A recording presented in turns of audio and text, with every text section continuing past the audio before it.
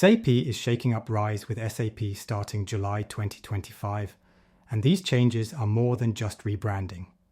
First, SAP is retiring the Premium and Premium Plus tiers. The new name going forward is Cloud ERP Private. If you were evaluating RISE Premium, that's now your new default path, but Premium Plus?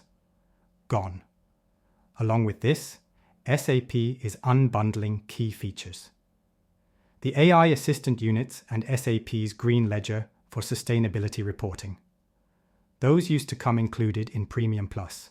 Now they're sold separately as add-ons. There's also a major licensing change.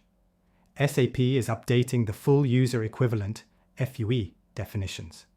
Some roles are being reclassified to more expensive license types, meaning higher costs for the same users. Finally, SAP is adjusting what's included in your RISE tooling stack.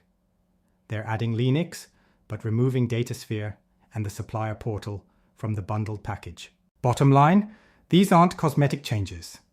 SAP is restructuring RISE packaging, user licensing, and included tools. If you're a CIO or SAP program lead, you need to pay attention.